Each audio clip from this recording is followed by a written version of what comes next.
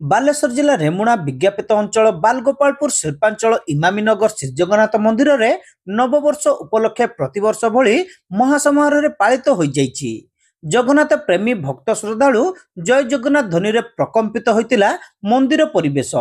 ଶ୍ରଦ୍ଧାଳୁ ଭକ୍ତବୃନ୍ଦ ମହାପ୍ରଭୁ ଜଗନ୍ନାଥ, ବଡ଼ ଠାକୁର ବଳଭଦ୍ର ଓ ମାତା ସୁଭଦ୍ରା ଦେବୀଙ୍କୁ ସୁସଜ୍ଜିତ ସୁନାବେଶରେ ଦର୍ଶନ କରିବାର ସୁଯୋଗ ଲାଭ କରିଥିଲେ।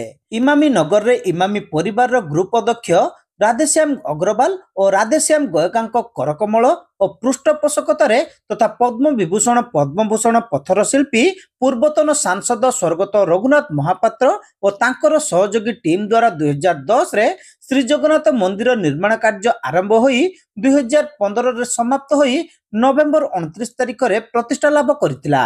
ଏଥିପାଇଁ ଇମାମୀ ଗ୍ରୁପ ପକ୍ଷରୁ ଅଦ୍ୟାବଧି ପ୍ରାୟ 22 କୋଟିରୁ ଅଧିକ ଟଙ୍କା ଖର୍ଚ୍ଚ ହୋଇଥିବା ଜଣାପଡ଼ିଛି। ସୁନ୍ଦର ପ୍ରଶସ୍ତ କାରୁକାର୍ଯ୍ୟ ବିଶିଷ୍ଟ 72 ଫୁଟ ଉଚ୍ଚତା ବିଶିଷ୍ଟ ଏହି ମନ୍ଦିର ଦର୍ଶକ ଏବଂ ଜଗନ୍ନାଥ ପ୍ରେମୀ ଶ୍ରଦ୍ଧାଳୁଙ୍କ ପାଇଁ ବେଶ୍ ଆକର୍ଷଣର କେନ୍ଦ୍ରବିନ୍ଦୁ ପାଲଟିଛି। 4300 ବର୍ଗଫୁଟ ପରିମିତ ଭୂଖଣ୍ଡକୁ ବେଷ୍ଟନକାରୀ ରହିଛି ମେଘନାଦ ପାଚେରୀ। ପ୍ରାଚେରୀ ଭିତରେ ରହିଛି ସୁବର୍ଣ୍ଣ କୂପ, ବିମଳା ମନ୍ଦିର, ଲକ୍ଷ୍ମୀ ମନ୍ଦିର, ହନୁମାନ ମନ୍ଦିର, ଶ୍ରୀ ଗଣେଶ ମନ୍ଦିର ଏବଂ ଶିବ ମନ୍ଦିର ବେଶ୍ ଅନୁରୂପ ଭାବେ ନିର୍ମିତ ହୋଇଛି। ସକାଳ 8:30ରେ ଗର୍ଭଗୃହରେ ଶ୍ରୀ ଜଗନ୍ନାଥ, ବଳଭଦ୍ର ଏବଂ ମାତା ସୁଭଦ୍ରାଙ୍କୁ ଅପୂର୍ବ ସୁନାବେଶରେ ଲକ୍ଷାଧିକ ଭକ୍ତମାନଙ୍କୁ ଦର୍ଶନ ଦେଇଥିଲେ। ସକାଳ 8ଟାରୁ ସନ୍ଧ୍ୟା 8:30 ପର୍ଯ୍ୟନ୍ତ ସମସ୍ତ ଶ୍ରଦ୍ଧାଳୁଙ୍କ ନିମନ୍ତେ ପ୍ରସାଦ ସେବନ ସହିତ ସ୍ୱାସ୍ଥ୍ୟ ସେବା, ପାନୀୟ ଜଳ, ଶାନ୍ତି ଶୃଙ୍ଖଳା ରକ୍ଷା, ସିସିଟିଭି କ୍ୟାମେରା, ଟ୍ରାଫିକ୍ ନିୟନ୍ତ୍ରଣ ଭଳି ସୁବ୍ୟବସ୍ଥା କରାଯାଇଥିଲା।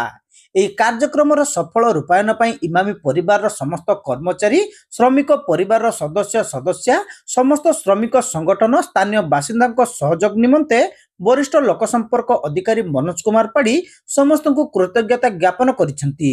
ଇଂରାଜୀ ନବବର୍ଷରେ ବହୁ ମାନ୍ୟଗଣ୍ୟ ବ୍ୟକ୍ତି ଉପସ୍ଥିତ ରହି ଜଗନ୍ନାଥ ମହାପ୍ରଭୁଙ୍କୁ ଦର୍ଶନ କରିଥିବା ବେଳେ ଲକ୍ଷାଧିକ ଭକ୍ତଙ୍କର ସମାଗମ ହୋଇଥିଲା।